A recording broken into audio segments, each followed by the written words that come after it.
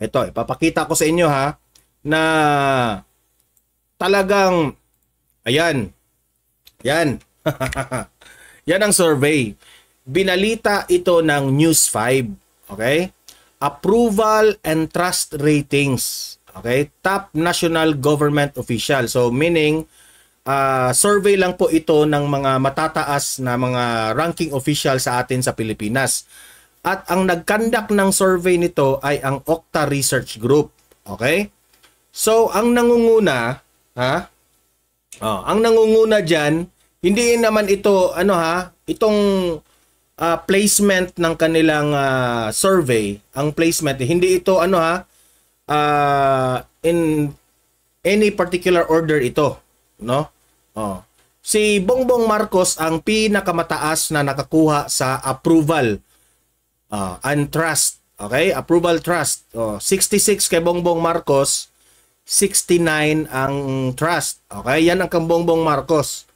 Ang kay Martin Romualdez dito sa pangatlo, okay? Yung pangatlo na yan, Vice VP Sara. Unahin muna natin si Martin Romualdez.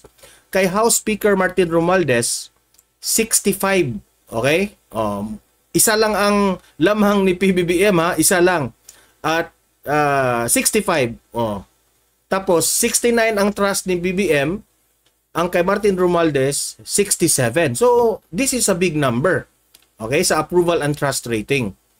Si Chis Escudero naman, ang Senate President nakakuha ng 62.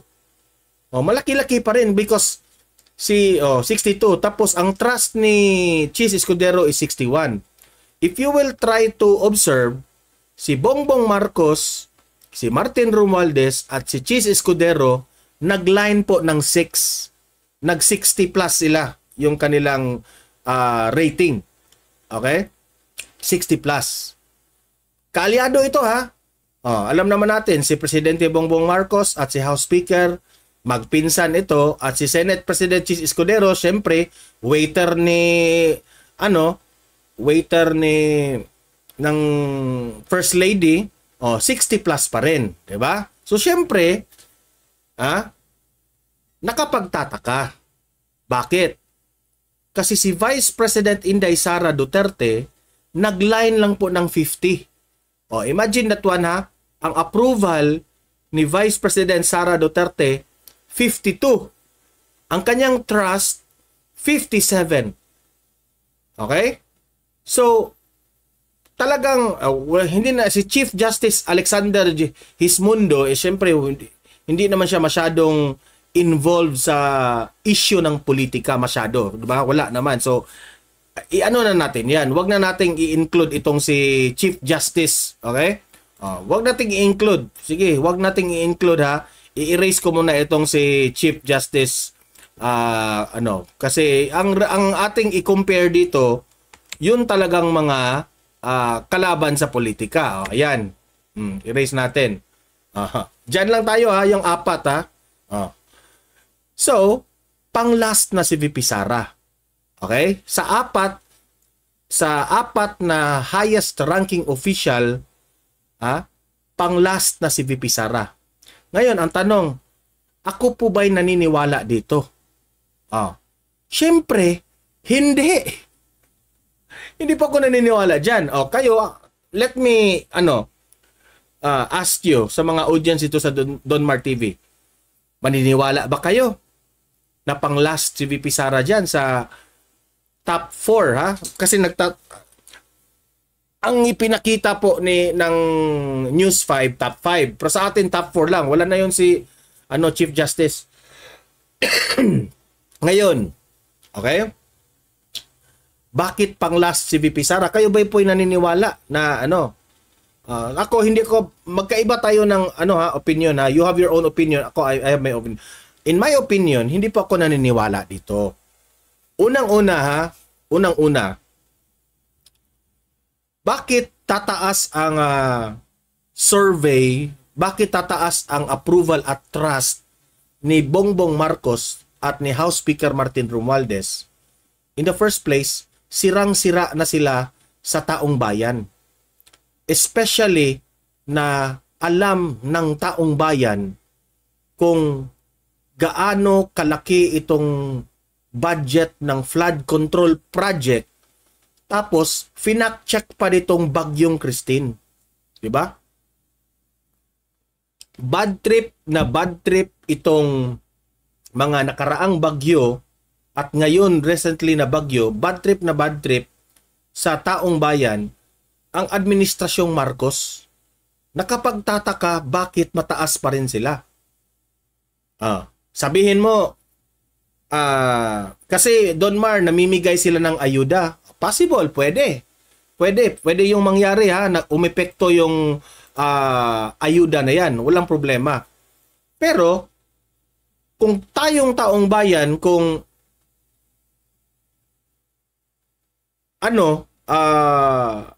kung nakadepende na lang tayo sa paniniwala, no? Na yung makapagbibigay ng ayuda natin, yun ang gusto natin. Kung nakadepende tayo dito, kawawa ang Pilipinas. Sa totoo lang. Okay? At yan pa, meron pang issue yan sa ayuda na yan. Okay, this is my own hindi ko po kinonfirm na ito talaga ay nangyari.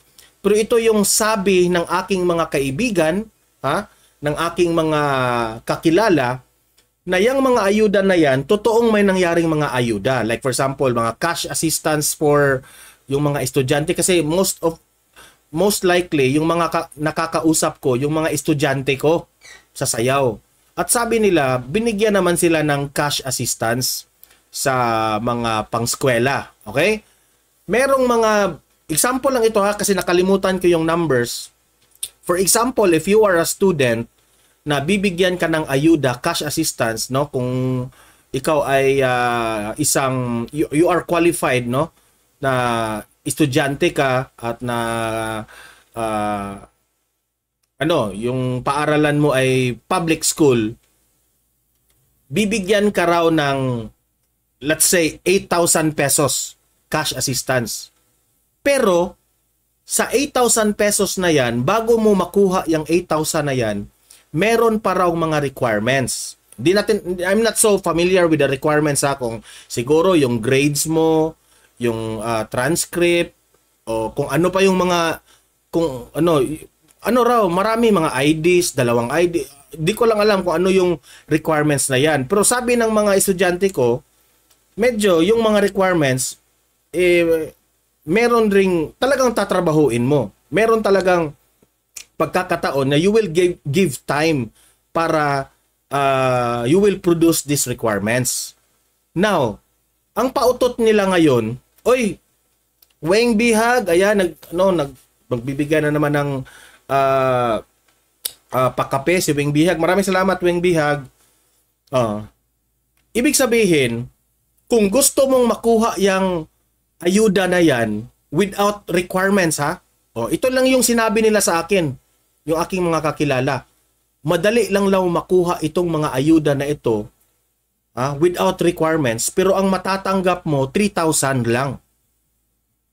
Pero kung magpro-provide ka ng mga requirements, marireceive mo yung 8,000, the whole 8,000. Kung ito man ay totoo, sabi ko, niloloko pa rin ang taong bayan. So nasaan napunta yung 5,000 pesos? Example lang ito nakalimutan ko lang yung pero sabi nila, grabe talaga, ang laki talaga ng binabawas.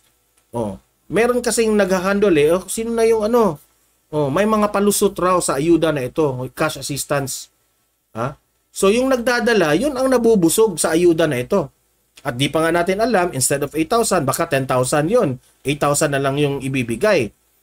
If you can provide the requirements. Pero kung gusto nyong madalian na makuha nyong ayuda, para hindi ka na kasi sabi ng aking mga estudyante, mahirap raw yun kunin yung mga requirements kasi you have to spend money also. Di natin alam kung pati ba yung di ba? Yung parang birth certificate o yung yung kailangan mong magbayad ng kung saan ka. It's like birth certificate. Hindi ko lang, nakalimutan ko lang yun. Yung green paper na Kalimutan ko yung ano eh. Basta green at saka magbabayad ka. So, malaki rin yun ang ano. Magpipila pa kasi eh. So, pahirapan. Okay. Kung if you can produce the whole requirements, ayan, 8,000.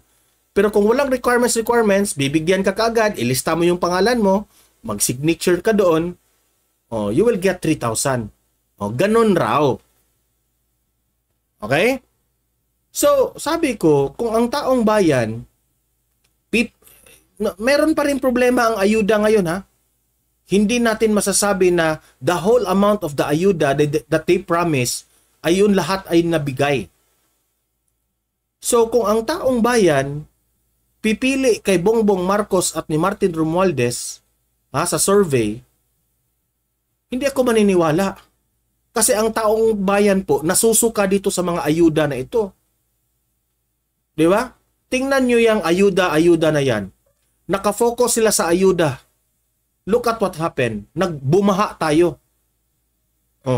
Instead, itong budget ng mga ayuda na ito, gagamitin ito sa mga pangunahing problema ng Pilipinas para mapalago yung maraming trabaho, i-build more classrooms, schools, build more hospitals para healthy ang mga Filipino people, pero hindi, ginamit nila sa ayuda in preparation of the upcoming election. Huwag na tayong magbulahan. Yung ayuda na yan, pera yan ng gobyerno. Pero kung sino man yung nagbibigay ng ayuda, yun talaga ang magkikredit. Kung tinatanggi man ninyo na ito ay vote buying, pero still, kayo yung magkikredit dyan. Di ba? Si Tambaluslos is known for the ayuda word, ayuda. I'm not so sure if